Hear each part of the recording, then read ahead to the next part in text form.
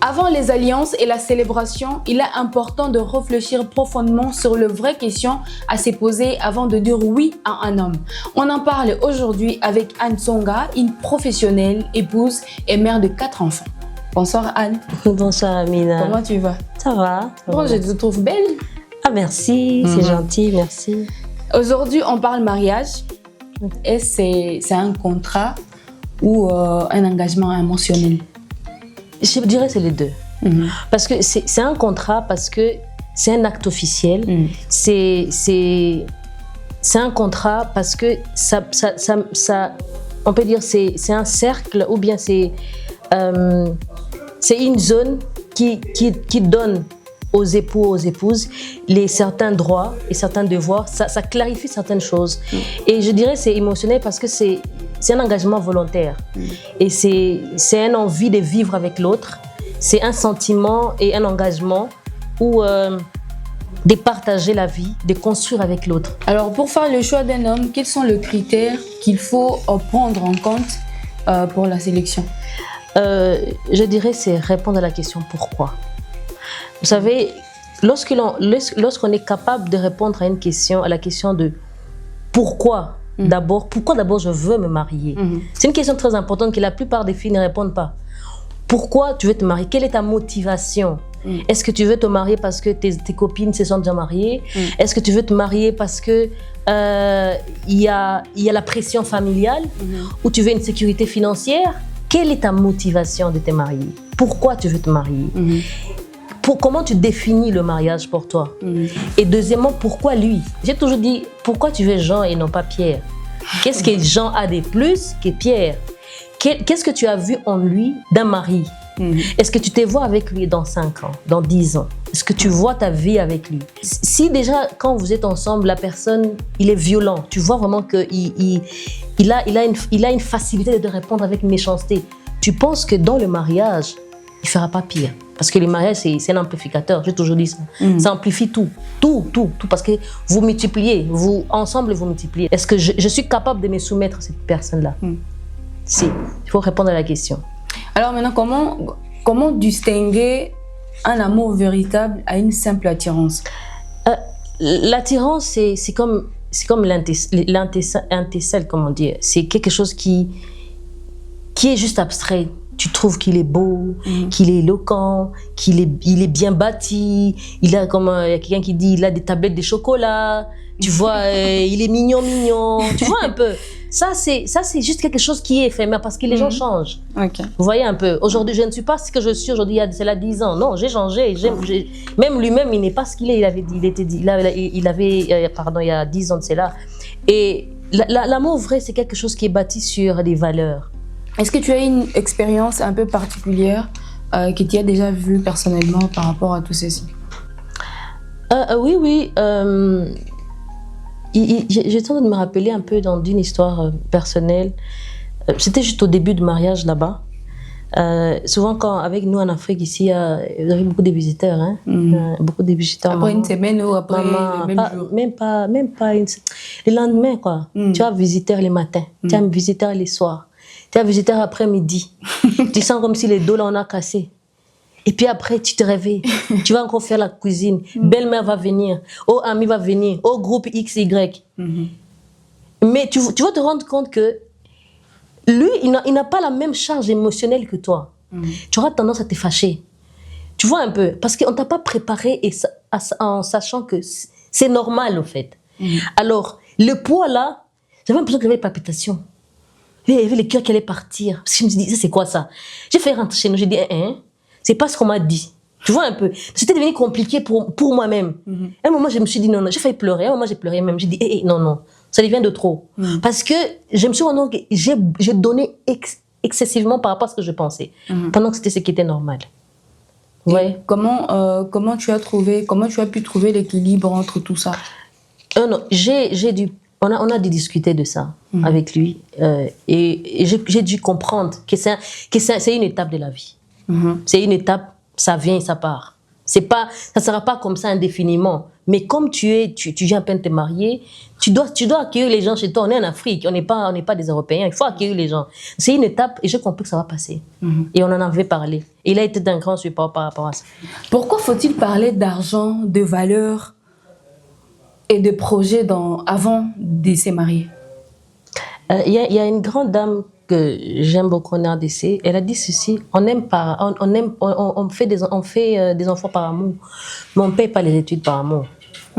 C'est-à-dire les finances, les valeurs et les projets, quand c'est pas discuté bien avant, ce sont des points, des problèmes et des conflits. On doit en parler bien avant, afin de permettre à ce que nos valeurs, qu'on puisse se comprendre sur les attentes. Trouver un équilibre, quoi. Oui, sur les attentes. Tu attends quoi? Quels sont tes projets dans 5 ans, dans 10 ans, dans une année? Peut-être que pour moi, la priorité, c'est je veux une voiture parce que non, être pétant, c'est compliqué. Mais pour toi, tu dis non, moi, je veux d'abord une parcelle. Il faut qu'on se convienne d'abord. Pour moi, peut-être que... D'ailleurs, je me rappelle quelque chose. Je me rappelle quand on s'était mariés, lui, il était pro-foufou. Pro-foufou. Lui, quand il venait à midi, pour lui, ils ont grandi, il faut manger foufou. Comme un vrai Congolais. Voilà, foufou. C'est un bon foufoulogue, vraiment. Il aimait beaucoup les foufous. Pendant que moi, je suis riologue. J'aime beaucoup les riz. Les riz, vraiment. Alors, on devait trouver l'équilibre entre les deux. Parce que pour lui, c'était les foufous, moi, c'est les riz. Alors, on a trouvé l'équilibre. À un moment, on a mangé les foufous et les riz. Et puis après, ça a évolué. Je pouvais manger un peu de foufou, lui aussi pouvait manger un peu le riz. Vous voyez un peu? Parce qu'on a dû discuter de ça. Quelles sont tes ambitions? Même culturellement parlant. Souvent, ça, c'est un problème aussi qui arrive. Parce que quand vous ne discutez pas de vos cultures, de ce qui est important, et comprendre que non, voilà nos valeurs. Nous, chez nous, on fait ceci. Vous, chez vous, on fait ceci. Ça permet à ce que ça diminue et ça atténue les problèmes qui vont arriver. Vous voyez un peu? Alors, quand vous ne discutez pas finances, nous, on va épargner comment? Quelles sont nos sources de revenus? Quelles sont nos valeurs? Nous croyons en quoi? Qu'est-ce qui est prioritaire pour nous? Je pense que si ce n'est pas discuté bien avant, tu as besoin de combien d'enfants? Moi, j'ai besoin d'un enfant. Tu veux une famille de 15 enfants. C'est sûr que tu n'auras pas la même idée que moi. Je veux un enfant, on était à 2 à la maison. Et l'autre qui dit j'aimerais faire des enfants après 3 ans de mariage. Ça, c'est aussi des questions qu'il faut se poser. Il dit non, moi, je veux d'abord me réjouir, je veux me enjoy, comme les Anglais disent. Toi, il dit non, moi, à peine arrivé, à peine bébé. Tu vois un peu? Mais si ce n'est pas discuté avant, c'est un problème. Il faut vraiment en discuter bien avant pour mettre les choses au clair. Et savoir, OK, on fonctionne comment, on avance comment. Alors, quels sont les fondamentaux pour qu'un mariage dure aussi longtemps que possible? Pour moi en tout cas, je peux retenir 3 en fait.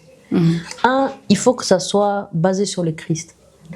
Parce que quand un mariage est basé sur le Christ, lui qui est un rocher, qui permet à ce que quand il y aura la tempête, ça va arriver, il y a des problèmes, vous allez rester stable. C'est très important parce que c'est lui la fondation de tout. Mais si vous bâtissez sur certaines choses qui sont passagères, sur les attraits, les attirances et tout, ça va passer. Des deux, il faut tirer sagesse des aînés. La jeunesse d'aujourd'hui, surtout les filles d'aujourd'hui, n'ont pas le temps d'apprendre sur les aînés. Sur les gens ces mamans qui... Tu vois, quand tu as une maman, elle a fait 30 ans. 50 ans, même si ce n'est pas parfait, mais elle a une sagesse à te communiquer. Pour moi, il faut apprendre des aînés, apprendre la sagesse de ceux qui réussissent. Il y a de ceux-là qui réussissent. Il y a des foyers qui sont stables. Il y a des gens qui font 30 ans. On te dit comment vous avez fait. Tu apprends. Moi, j'apprends. Tu as des parents, tu as des couples qui ont des enfants adolescents. Moi, c'est à peine que j'ai des enfants adolescents, à peine des enfants pubertes. Ça va devenir des problèmes. Je dois me ressourcer sur ces personnes. Vous avez fait quoi? Vous voyez un peu, apprendre de ces personnes, chercher la connaissance. Les jeunes filles d'aujourd'hui ne cherchent pas la connaissance. Non, elles vont sur TikTok, c'est là où elles apprennent. Non, apprenez sur des vraies personnes, sur les expériences des gens. 2, 3, c'est la communication. La communication, c'est parler, mais avec l'intention de trouver une solution, avec un esprit ouvert. Souvent, les gens, quand ils parlent, tout le monde est sur sa position. J'ai raison, tu as raison. J'ai raison, tu as raison. Et puis après, à un moment, vous vous rendez compte que vous n'avez pas trouvé des solutions. Mais qu'est-ce que toi tu veux quoi? Moi, je veux ça. Toi, tu veux quoi? J'ai parlé de l'histoire des foufous, hein? Tu te rappelles? Moi, je veux foufou, toi, tu veux riz.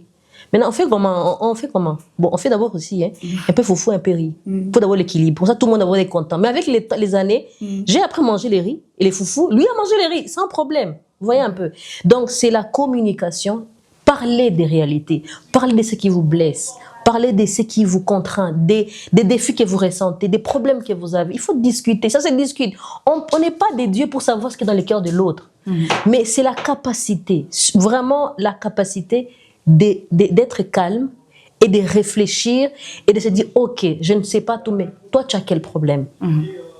Ouvertement parlant, pas mentir, pas couvrir. Vous savez, c'est ça les grands problèmes aujourd'hui, Amina. En fait, les jeunes filles aujourd'hui, les couples souvent, ils couvrent ça. Ok. Ils disent, mais ils disent pas. Ils disent des trucs, mais en fait, en réalité, ils n'ont rien dit. C'est quoi les problèmes? Non, tout le monde veut garder son apparence. Tout le monde veut garder son moi. Mais au bout de 2 ans, 1 année, ça va vous rattraper. Quand tu vas cacher là, ça va parce que tu vas tellement accumuler les blessures, il ne me comprend pas, c'est un homme qui est ceci. Quand j'arrive à la maison, nous deux on arrive, il met les pieds sur la table, et moi je suis à la cuisine, il n'a même pas pitié de moi, il a tu vas te plaindre du matin au soir. Tout ça, il faut en parler. Tout ça là, il faut en parler. Parce que c'est ce qu'on appelle construire un mariage. C'est pas facile, mais il faut construire. Et comment on construit? On n'est pas des dieux pour deviner, il faut en discuter d'abord. Donc, il y a des choses qu'on doit discuter avant, pendant. Il faut discuter avant et pendant. Parce qu'au fait, avant, tu ne sais pas comment je ronfle. Avant, tu ne sais pas comment par exemple, je suis désordonnée. Est-ce qu'il y en a qui font de fiançailles de 5 ans, 10 ans, histoire de se connaître, quoi? Si l'autre ronfle ou pas. Comment, tu vas savoir comment c'est ronflé quand vous êtes encore célibataire, maman. Ça veut dire que vous n'êtes pas célibataire. Ah non, vous n'êtes pas célibataire. Non, certaines choses on laissait avant, mais quand on est dans l'action là, c'est là maintenant, on connaît maintenant la personne, si tu es désordonné ou pas, si tu es sale ou pas. Tu peux dire que tu te laves tout le temps, mais là-bas tu te laves pas. C'est là on va savoir que tu te laves, non? Quand tu vas sentir mauvais, on va savoir. Là, il faut discuter maintenant. Alors, dites-nous, Anne, quelle est la chose la plus difficile dans le mariage et la plus facile? Je commence par facile. C'est quand on dit oui. Les jours du mariage. Quand on dit oui, c'est très facile. On dit oui, je les veux. Oui. Tu vois, même, vous faites des longs poèmes là, les longs. Puis, oui. Un peu de décor. Tout ça, tu dis oui, je le veux. C'est très facile de le dire. Moi, je trouve en tout cas, je pense que c'est la meilleure phase. C'est plus simple. La plus difficile, c'est construire. C'est construire, ça c'est difficile. Ça demande d'abord la volonté. Ça demande de mourir, en fait, d'enlever l'égoïsme en soi. Quand tu n'as pas de patience, quand tu ne sais pas c'est quoi la soumission, parce que l'homme, il attend la soumission. Comprendre c'est quoi, c'est soumettre. Vous voyez un peu, c'est conjuguer. Mon mari me dit conjuguer ensemble. Vous apprenez à conjuguer le même verbe au même temps. Si c'est avoir, vous le conjuguez ensemble au même temps. Pas l'autre il est au passé, toi tu es au présent. Vous le conjuguez au même temps, au même présent. C'est ça les plus difficiles, je remarque. Alors comment les filles doivent se préparer à tout ça avant en tout cas de passer le cap? Pour moi, je dirais 2 choses. Premièrement, je vais dire il faut d'abord se connaître. Prends le temps de se connaître. Quelles sont tes valeurs? En quoi est-ce que tu crois? Quelles sont tes faiblesses? Quelles sont tes qualités? Parce que c'est ce que tu vas donner là-bas. Quelles sont tes qualités? Quels sont tes dons? Quels sont tes talents? Tu as quoi en toi? Quelles sont tes valeurs? Mais quand on connaît de quoi on est formé, ça te permet de savoir ça, moi, je prends. Ça, je laisse. Ça, c'est la route que je veux prendre. Mais ça, là, même si tu viens avec... c'est quoi la belle voiture? Peut-être un beau... Voilà. Je vais dire non. Parce que quand je veux me regarder, je veux m'évaluer, je dis que non. C'est que toi, tu as comme fond n'est pas égal à ce que moi, j'ai comme valeur. Alors, quand on ne se connaît pas, on va ramasser tout. Tu vas tout ramasser. Pourvu que non... Tu es un certain statut de je suis mariée. Mais au fond, tu es dans les vides. Des deux, il faut se préparer. Il faut se préparer. En tout cas, moi, ça, j'ai dit souvent aux filles, les filles d'aujourd'hui ne se préparent pas. Émotionnellement, il faut comprendre et savoir, on a parlé un peu avant, de ce qui t'attend, ce que tu es supposé faire. C'est une vie, en fait. Qu'est-ce que tu dois faire là-bas? C'est préparer aussi avant. C'est préparer personnellement, ça veut dire, est-ce qu'au moins, tu sais préparer quand même? Nous sommes des Africains. La nourriture. Maman, tu sais préparer? Est-ce que même tu es propre? Est-ce que même tu es poli? Toi, tu es la première des impolis. Le problème là d'être propre, c'est comment même? Non, il faut être propre. Ta chambre d'abord, quand on va aller dans ta chambre, tu vas regarder ensuite de lui là, les coins là. Tu ne sais même pas enlever ça. Tu as entassé tes slips dedans, tu as entassé ça. Tu as lavé ça à la fin. Ça va sentir mauvais. Tu vois un peu. Tu sais même pas, ta garde-robe elle est désordonnée. Tu ne sais même pas préparer. Chez vous à la maison, tu ne sais pas préparer. Là où tu prépares, c'est sale. Tu dois faire de la pratique chez vous, chez tes parents. Et puis tu es impoli. Ta maman va t'appeler, tu réponds comme si c'était ton ami. Tu es impoli. Tu sors, ça même dit je suis parti quelque part. Et quand on va te dire là-bas, avant de partir, il faut m'informer, non, il y a quoi, on appelle ça comment? Je suis devenue une esclave. Parce que tu n'as même... Il faut se préparer. Il faut apprendre que quand tu y vas, comme on avait dit, il faut donner. Tu vas donner quoi? Waouh! C'est préparé à tout ça. Alors, on est pratiquement à la fin de l'émission. Qu'est-ce que tu as envie que les filles comprennent? Voilà. Moi, je veux dire ceci aux jeunes filles. Première des choses, posez-vous des bonnes questions. Il faut vous poser de très bonnes questions avant de... Parce que c'est un engagement à vie. C'est pas une histoire d'un matin et tu te réveilles un soir et tu dis « je n'ai plus envie ». Posez-vous des bonnes questions. Pourquoi je veux la personne? Pourquoi je veux me marier avec cette personne? Ça, c'est la première des choses. La deuxième des choses, c'est que tu te poses la question, est-ce que je suis assez préparée pour ça? Est-ce que j'ai la tête sur les épaules? Est-ce que je suis capable de vivre des années avec cette personne? Prépare-toi pour ça. Émotionnellement, prépare-toi pour ça. Spirituellement, prépare-toi. Il faut prier pour ça. Il faut prier. Pour ne pas ramasser quelqu'un, tu ne sais même pas, il est d'où. Il faut prier pour ça. Et puis, il faut se préparer pour la vie sociale. Voyez un peu. Parce que nous vivons dans une société africaine et il faut connaître que l'Afrique, chez nous, on aime en fait, l'amour des hommes passe par les ventres. Il faut préparer. Il faut être propre. Il faut parce que Proverbe dit, si vous lisez ces proverbes, il faut qu'elle prenne soin de sa famille, de sa maison et tout. Donc, c'est préparé. Il faut vraiment se préparer. Il ne faut pas se réveiller sur pulsion que non, je veux me marier. Mais est-ce que tu es sûr que tu es assez préparé pour ça? Je pense que c'est ça que les filles doivent faire aujourd'hui. Merci beaucoup, Anne. C'était vraiment un plaisir d'être avec toi, de partager ces moments. Merci, Amina. Ensemble. Merci à vous de nous avoir suivis de partout où vous êtes. Nous sommes sur UGNL TV. Commentez, partagez, aimez cette vidéo. À très bientôt pour un épisode inédit.